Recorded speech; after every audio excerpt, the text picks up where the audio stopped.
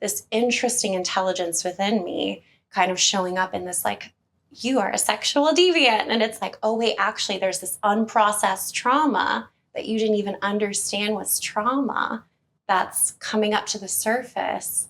And now how do we kind of work with it? Welcome to Sweet Release Podcast with me, Barbie Jean.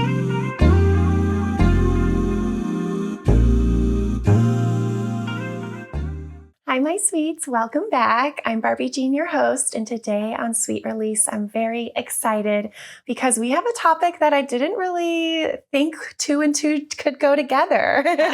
I have Molly sitting next to me, and you kind of are an advocate for OCD, but you have this like Tantrika flair is what you like to call it. So you kind of have blended helping people heal and move through OCD with Tantra and sensation and presence. And so I would love for you to start with kind of how did you blend those two together? Obviously, it was like a personal journey, I'm sure, but if you could dive into that. Of course. Well, thank you for having me. It was not expected at all. I experienced like a severe kind of like mental health break when I was like 18 years old, and severe in the sense that it was just debilitating. So people have a very, they don't really know what OCD is. It's like kind of like, oh, I'm so OCD. I need to have these, pencils in a row, or I need to have things just right, or what have you. And it's actually considered like one of the most debilitating disorders from the World Health Organization. And so I was experiencing really severe intrusive thoughts, and I felt like my mind was almost like turning on me. And I've always been a very like happy-go-lucky, like I love life kind of woman. And then when my mind kind of turned dark and it came to the forefront, I was like, oh my God, what's happening? So ever since I was 18, I just started to go on this path, and I was really afraid of specifically, I was like having because one of the qualities of OCD is you have these intrusive thoughts that are ego dystonic. So it goes against your morals and your values. It's like my brother, I described it to him one time. He's like, it sounds like you're like on a bad mushroom trip. And I'm like, that's how it feels. But you think you're like this monster and you're like, what the hell is happening? But so I was experiencing like intrusive thoughts surrounding like sexual deviancy. And I was like, what the hell is happening? And I was so terrified, but my spirit, my heart, and that's the big thing about people that experience OCD too. They don't want to have these thoughts. But the irony is that when you kind of resist it and push against it, it starts to build like the brain patterning where it continues to loop and continues to become part of, just the neural network or just the way you move. And, it takes a lot to unwind. And so I found that I was like, okay, well, if I put my consciousness on my sexuality, if I start to really look at this from that lens, then I can actually, have more understanding. And then it's just brought me into this crazy realm of like trauma healing, mindfulness in Buddhism, deep meditation, understanding neuroscience in the brain. Like it's just been this crazy journey. And I thought I was going to be a hip hop dancer. I was a hip hop dancer for a long time. So it's like, I'm going to be a choreographer. And then life was like, you're going to have, This is your path. Yeah. Oh. So it's been winding. There's so much that's beautiful. And there's so much with Tantra as a whole, it's really like weaving this spiritual, this body, like all the parts of your kind of soul together. Yes. And so I think when we tap into that energy, it does heal, and it can heal parts of us. And so I think that's incredible that you've honed in on that direction, and it's helped you, and now you're helping others. Oh, thank you. Yeah, it's something that I found as well, like one of the principles that I really love about Tantra is that you bring the darkness with you and you make space for the darkness and you let those sensations of fear, rage, shame, grief, what have you, be a catalyst for deeper aliveness and deeper self-realization.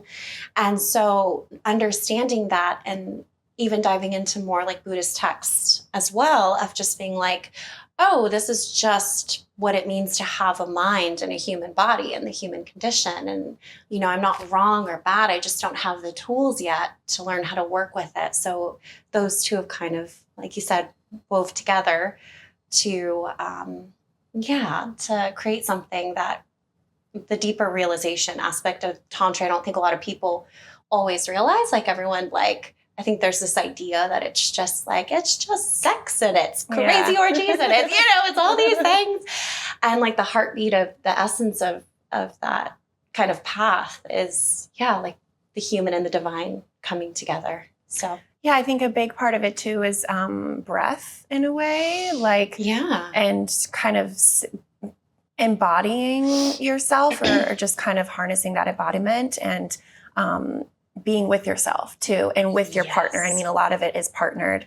But for me, I found like my healing journey too was when I started becoming more present and more grateful and just more conscious in the bedroom and with myself too. And so I can imagine how that could help people that are having these, it's similar to like these, like you described it, kind of these rituals that kind of we get stuck in, or these neural paths that can't lean into a better direction. It's like nuts. Sometimes we have to break that habit, and this is one way to do it. Yes, it's like these these deep like ruminations, these deep like things that are like what some people call it obsessional doubt in like the OCD healing community. And I'm also a person where I don't like to be like stuck in the confines of a disorder either, right? Like I think it's really important to use that as a means to understand what's happening in your brain, to understand that these are the patterns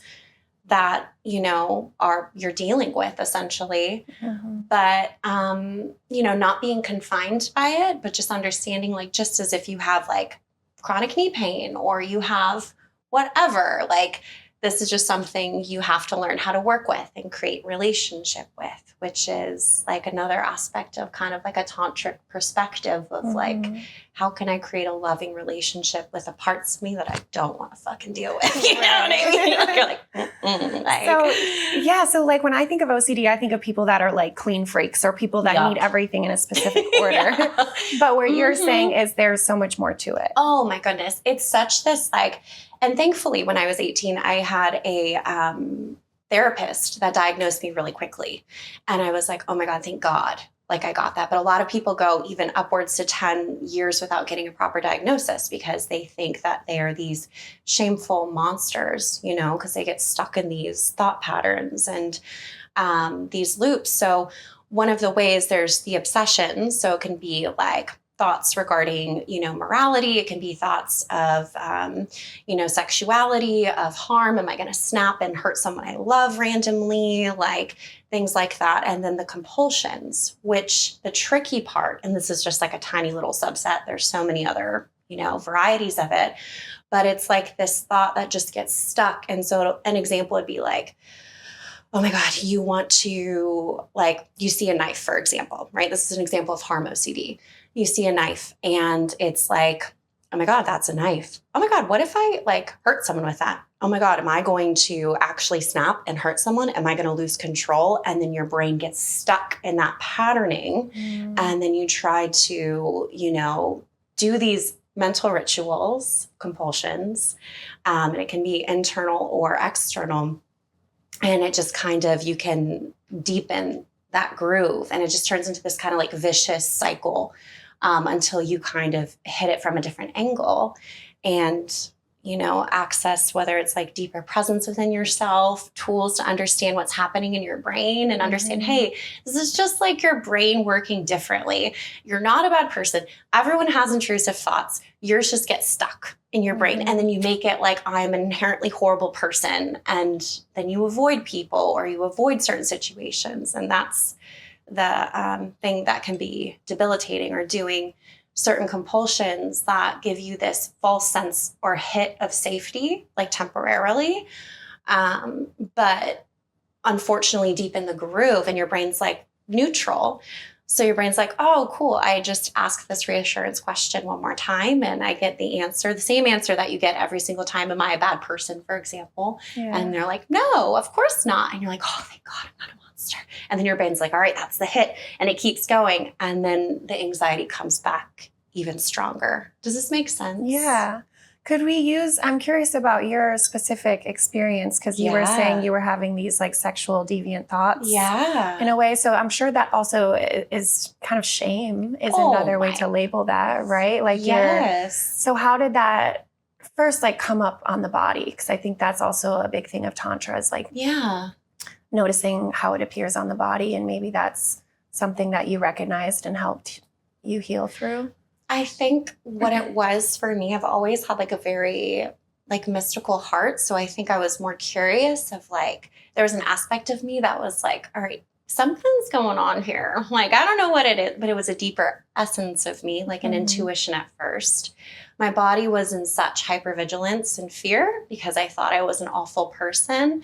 And the interesting aspect of OCD, I've experienced many different subtypes of it. So harm OCD, like feeling like, you know, my sexual deviance OCD, you know, to, oh my God, am I going to choke if I don't eat right? Like all different flavors. So it's not even the themes per se, but the actual, you know, what's the word? Like underlying processing in the brain that's happening. That's just hooking into this thing, that thing, whatever. So I didn't know at first, but I was really interested in Carl Jung and the shadow, like the shadow aspect and collective of, you know, humanity. And so I was like, I wonder if this is just like, if I put light on this shadow of humanity and really look at it and see it and try and understand it on a deeper level, then what can that transform? And then when I started to do that, I realized I experienced like a sexual assault when I was younger that didn't fully register for me. And so I could almost see like this interesting intelligence within me kind of showing up in this like, you are a sexual deviant. And it's like, oh, wait, actually, there's this unprocessed trauma that you didn't even understand was trauma that's coming up to the surface. And now how do we kind of work with it? So how it showed up in my body at first, I was in hypervigilance, and it was just a small intuition, this small fire of like spirit to be like, okay, no, like, so we're going to figure this out. Molly, you're not an awful person. This is some crazy shit. We don't know what's going on, etc. And then going deeper, realizing it was like unprocessed trauma. And even my first Tantra teacher, Davy Ward Erickson, she's amazing. She has, I think it's now called holistic sexology, but she is from a Buddhist tantric lineage. And she's just badass and kind of opened me up to this whole world. But she was the first person to be like, I wonder if those ruminations and those thoughts were like unprocessed trauma from a sexual assault. And I was like, huh. So there's like these very interesting like layers to it too. Yeah, it's fascinating. I think for me, I also had a similar experience where an experience when I was a lot younger didn't come up till later in life of me realizing like, oh, that was an assault sort of thing. And what made me curious about asking about kind of this sexual deviant or these feelings or these shameful thoughts is because I too, like later on in my 20s, was very sexual. And I mean, my experience traveling and living abroad, I was feeling very empowered. But then I got into a relationship when I first moved to LA that made me feel like something was wrong with me. And so I started having these thoughts like, oh, like my sexual power is too much, or I'm too much, or what I want isn't right. You know, where I was having these possibly OCD thoughts, I don't know, or just intrusive thoughts that were like that were debilitating. Yes. And so I think things that helped me are similar to this tantrika approach that you do, which is like breath work, meditation, writing, like these kind of practices that help you become more embodied with yourself, but also tap into kind of what you're describing, which is just like breaking the habits and becoming more aware of. Yes. If that is, does that kind of what you're saying? We're on the same page. Okay. And a lot of people don't understand that they've maybe, and again, we don't have to label it a certain way, but it's like a lot of people don't understand that they could be experiencing like OCD for a moment in time, or, you know, some people experience it chronically. But if you don't know what it's like or what it really is, because it's very different than, you know, what we've been taught or think inherently, it's kind of like a joked about whatever all the time, like obsessive Christmas disorder. Like people do stuff like that. And I mean, honestly, on some level, I kind of like dark humor and shit because it gets me through. But it's also like, okay, like you don't know what that torment is like. And also, every single person has a level of suffering that they have to bear because that's just inherent in the human condition. And it's the choice and alchemy of like what we decide to do with that suffering is what really creates, you know, that ripple of healing for other people. So, you know, you can look at it from many different ways, but yeah, it sounds like it could be. I mean, obviously I'm not a therapist, like diagnostic specifically for OCD, so I can't share that. I just a lived experience and have done my own internal work on it. But yeah, it's interesting tapping into something deeper. Yeah, and that's the whole point, I think, is tapping into a deeper connection with yourself, with the people you love. But I think a lot of people that in my audience, you know, they're fearful to express themselves fully, whether that's a portion of their sexuality or a kink or a fetish or something unique about them, and they feel, a lot of shame. And so since you kind of coach on this and help people with this, what is something that you would tell them, or what have you learned that is a way to like start? Yes. So a way to start, just kind of coming back home to yourself outside of shame. Is that what?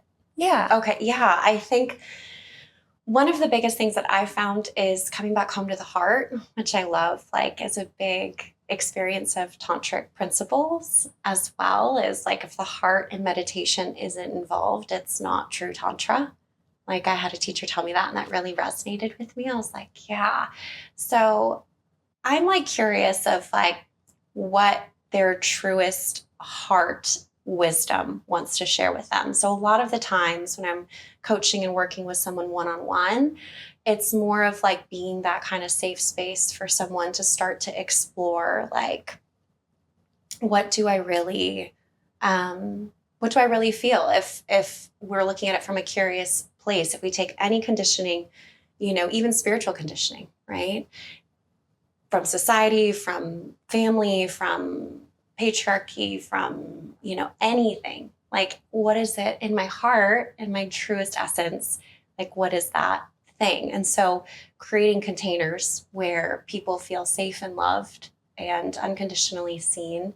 But it's like we all have these nuggets of wisdom like already inside of us. It's just like having a gentle guide to like hold your hand and be like, all right, you got this, you know, like you got this. And we don't have to like rush to anything crazy. Like when I first started healing, I was like very much so, like I literally have a Kali Yantra tattooed on me. I was like, burn it all down. Let's just change everything. Let's go, go, go. Like bust through this healing practice, whatever. I don't know.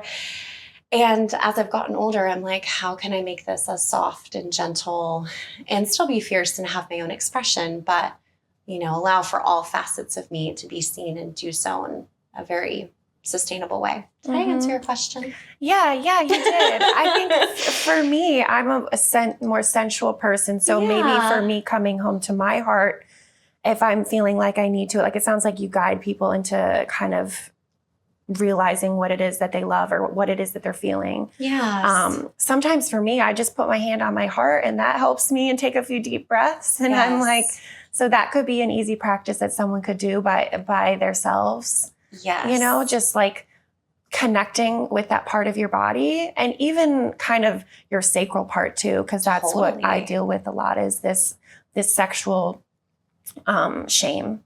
And Yeah. so, and that's that's this podcast is a lot of playful energy. And so I think that too, we're not taught to kind of receive energy. We get so distracted with everything. And I feel like sometimes you can just hold a certain body part, or like you said, connect to that heart energy and really just breathe into it. And like you said, listen to how it's coming up for you. What are you feeling? What are the thoughts coming into your mind? And think of how you can move through that, or what you need to bring into awareness. Yes. And like all of that gets to be there. Like it's okay if everything is welcome, like having that. And that's where like a lot of Buddhist principles really guide me, is like allowing, it's okay. Everything gets to be there. And like, how can we create even more like grace and compassion? And what I've seen a lot, and this happens with me. Oh, forgot about this mic for a second. No, you're good. I was hitting mine as well. I was like, whoa. But something that I've seen a lot inside of myself and with clients as well is that once someone has true safety in their body, their erotic energy, which I equate to like aliveness and just being like ecstatic in life, not all the time, but just being able to feel that like giving and receiving energy with life itself, right? And when people have the conditions to really feel genuinely safe, their eros comes through naturally, like it kind of bubbles up to the surface and kind of stoking that flame that's already there, and coming from that place of safety first. And a lot of the time, especially people that have experienced trauma, it takes time to come back to the body. And if you've experienced assault, it's important to have as much like patience with yourself, because you didn't get the choice in that experience. And so then you listen to your body, begin that kind of conversation, and then let that sexuality or sensuality, and different seasons of sensuality and sexuality. Like some seasons it's like, whoa, and like fiery and wild and all this kind of stuff. And other seasons it's like so simple and soft and subtle, Yeah. Yeah. Have you found your kind of erotic authenticity to be more spiritual later in life? Or how has it moved for you? Absolutely. And I attribute to having gone through like some really intense things over the past years. And, like I had a really awful betrayal from someone that I trusted really deeply. Like, in our relationship, it was monogamous. So it was an infidelity with a lot of non-communication and just a lot of sneaking around and manipulation. And then simultaneously having a really bad car accident like 2 weeks later after finding out, and totaled my car, like had to get lawyers involved, like had to get surgery, teach my arm to work again. It was my wrist. And I was just at rock like bottom. And this was like maybe like 2 years ago. And this was after I started like doing my like tantrika, like, it's always there. And then it's just taken a different flavor because I experienced a lot of devastation and loss and grief, like losing the idea of like what that relationship was and who that person was. And having to heal from an STI from that infidelity that took like 9 months. So having to be in my, body and heal and go through not only just physical pain, but just kind of pain on so many different levels. So of course I'm not doing my like self-pleasure wand rituals and being like a fiery goddess like I did when I first, I was like, this is it. And my sexuality and my sensuality was like, took a big turn, and it was just like, how do I eat right? It was just like, how do I feel as safe in my body as possible? And to be honest, I'm still relearning what my sensuality and sexuality looks like now after that experience. And currently it's taking on like more softness and more spiritual dimension and more subtlety, because it was just so much happened and just reoriented me so much. Yeah. Well, good for you, like coming into your body and just continuing to learn. Aw, I feel like thank you. well, that's what everyone needs to be doing. And so many of us are caught up in our heads, or, we disconnect so easily from our partners or from ourselves. And so it's a practice, just like Tantra, it's a practice. You have to consistently work at fueling that energy and that erotic spirit within you. Yes. And I think for me, I was helping a friend of a friend recently who's feeling very disconnected to her husband. Yeah. They're also trying to have a baby. And so I think there's like a lot of layers to like that feeling like a task in stressful. a way. Mm-hmm. But what really resonated with her that I brought up was a personal experience that I experienced with my partner, Hunter, when we moved in here. Well, one, I had this idea that we were going to break in all the rooms, break in all the rugs, like have this very sexual, like, because that's just how it's been when we've moved together before. It's like the excitement, and you're just like so excited, like having so much pleasurable like experiences everywhere. Yeah. But moving across the country was like so exhausting, of course, physically and emotionally. And so we didn't have sex for the first couple weeks, maybe even longer. Mm-hmm. So it did kind of make me think like, whoa, this was not what I expected. But I also did this crazy thing. Like you said before, listen to yourself. Yes. Be sweet to yourself. Like I always say, my sweets, and recognize that that's okay. Yeah. But we did have this really magical experience here in our guest room when I had just put up these little crystals, hanging crystals, like little sun catchers. Yeah. And I caught the sun, I caught it. I like was waiting for the opportune moment to catch the sun and put it in the perfect spot. So then I puts glitter all over the walls, Yeah. And so he's the one that like was like, oh baby, we should like have a little sexy time right now. And I was like, okay, yeah.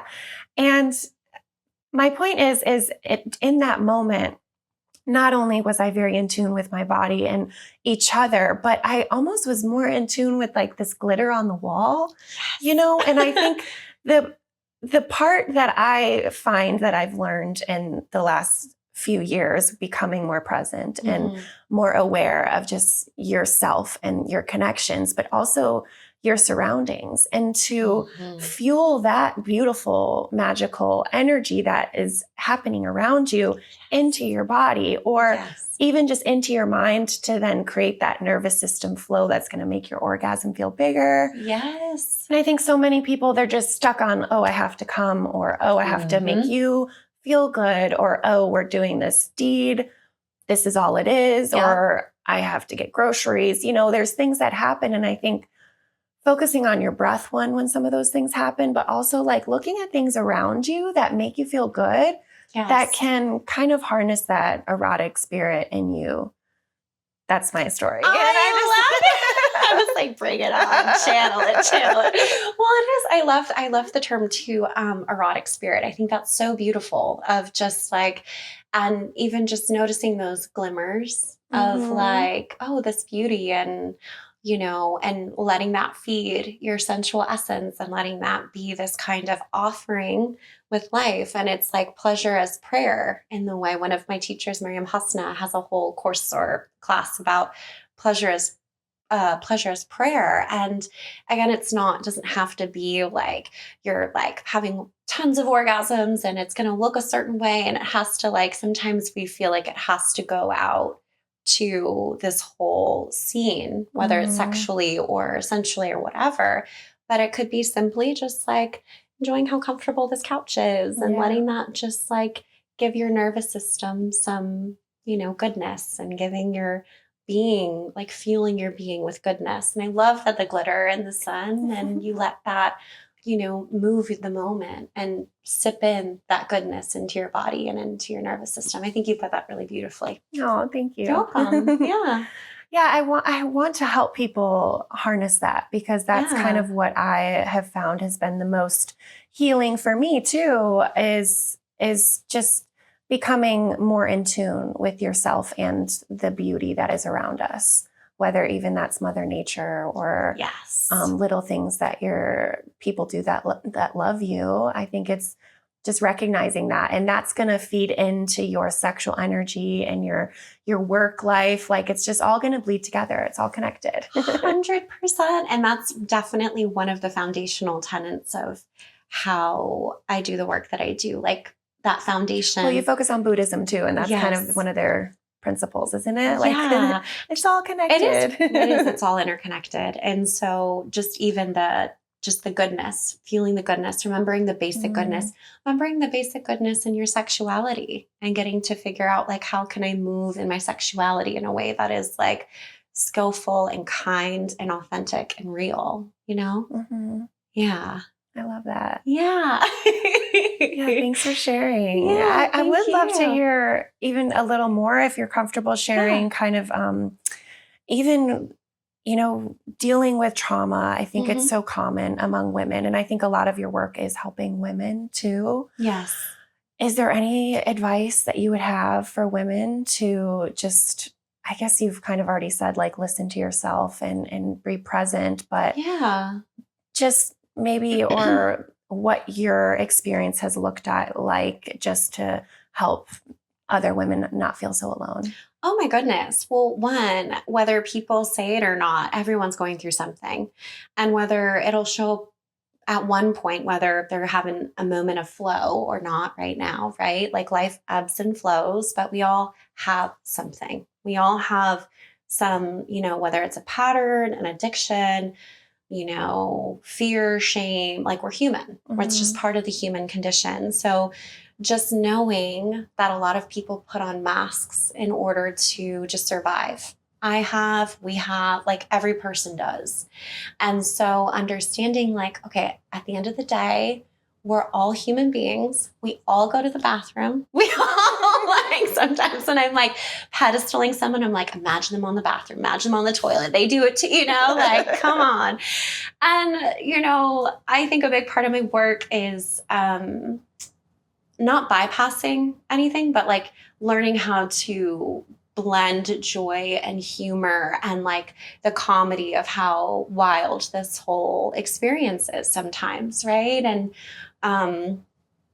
I think just remembering that we're all human, and no matter how enlightened or transcendental, or if you've reached these peak states, like we're all here, we're all going to have this experience.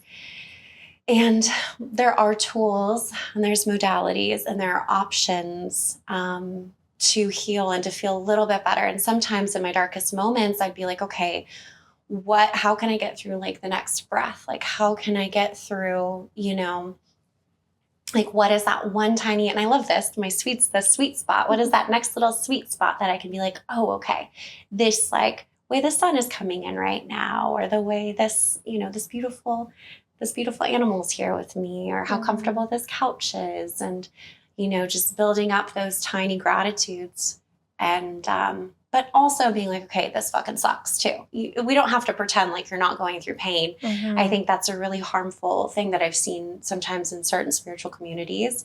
And even just as human beings too, where it's like, okay, life can be really hard. Let's honor that. We don't need to stay there forever, but you didn't do something wrong because you're being a human, or you're having a human experience. You know what I mean? Yeah.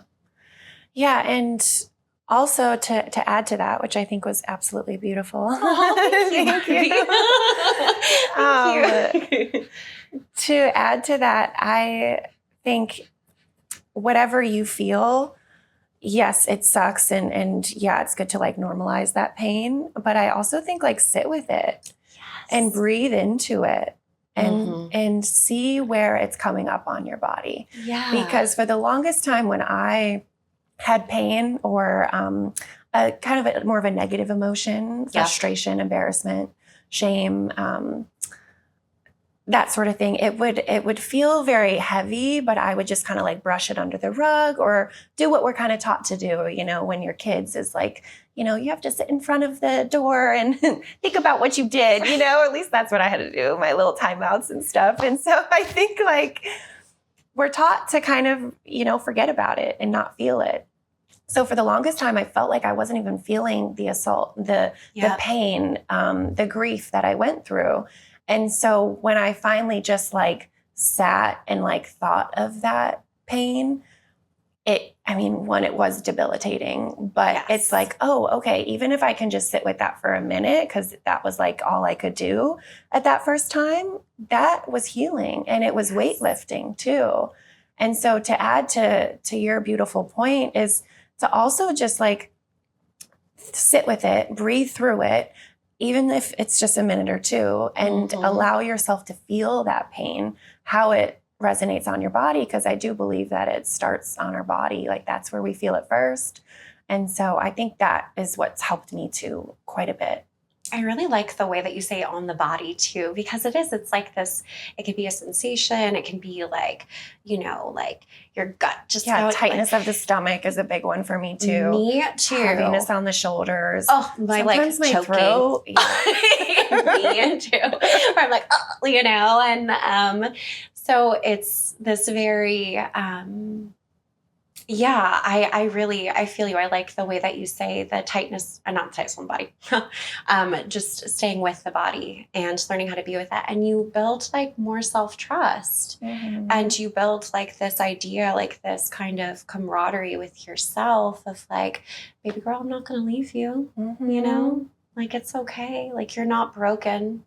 And you have to unlearn some of the things that I've had to unlearn, and are just patterns of, if you didn't have emotional intelligence taught when you're a kid, and everyone's doing the best they can, I have such a great relationship with my mom and dad now, and we've healed a lot together, and they're incredible people even, back then too. But if people aren't aware, they keep passing down these patterns and patterns of pain and patterns of unprocessed trauma or, what have you.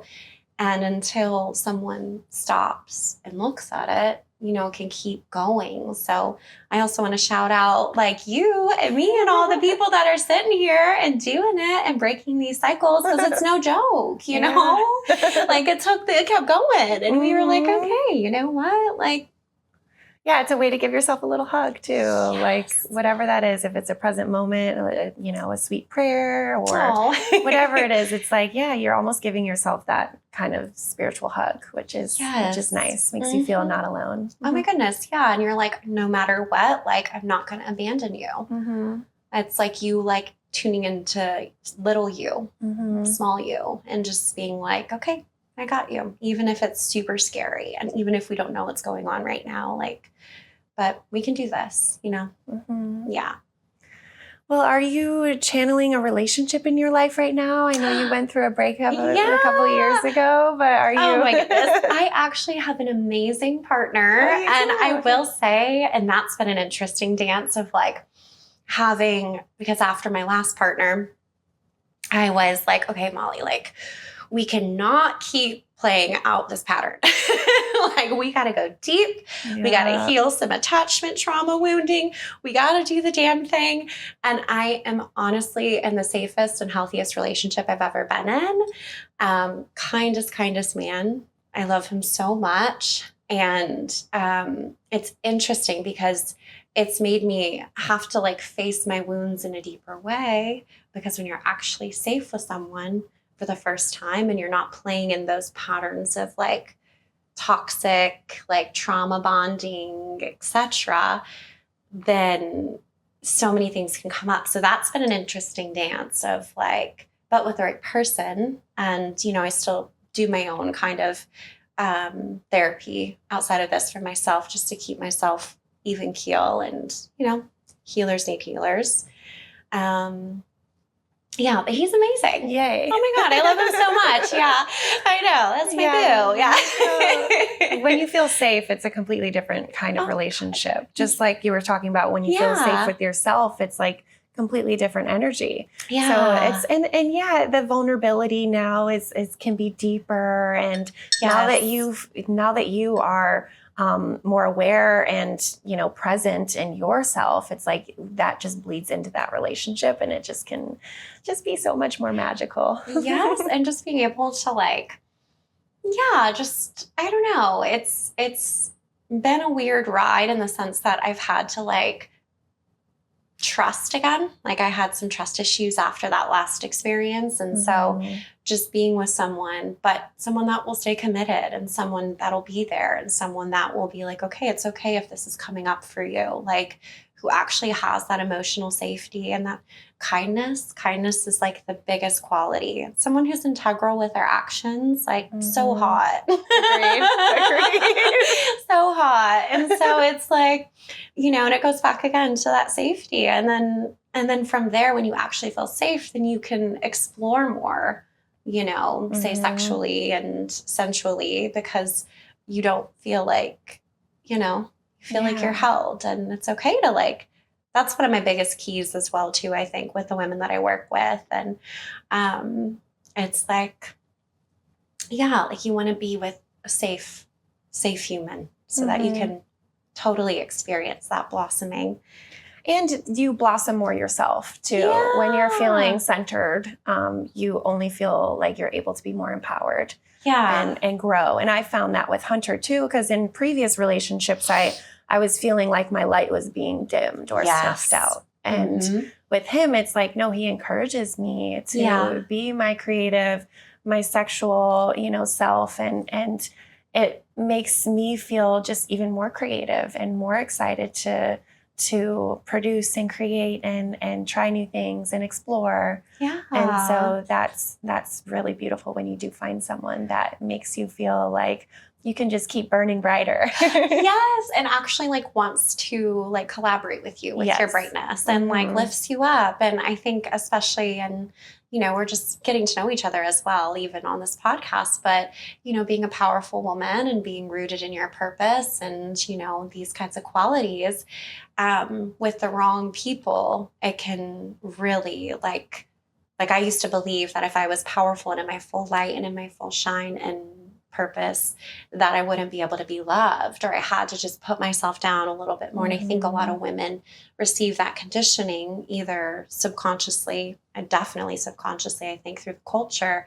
But, when it's played out with your partner, it can just feel so devastating because you're like, do I, put myself down because I want this companionship and I want this attachment and love. Attachment in like the realest sense, not, there's so many different things about attachment, but just this real connection, or do I want my authenticity? And so it's this weird kind of inner divide that you have to mitigate until you realize you're like, okay, I have to be authentic, and the right person will understand, or people will understand, right? So, well, when you're not authentic too, you're not going to find the right person for you. Yes. And as much as I do encourage, baby steps and taking it slow sometimes, especially if you're opening up about some vulnerable parts of yourself. But I do think like you have to be authentically yourself from the beginning, or else it's just not going to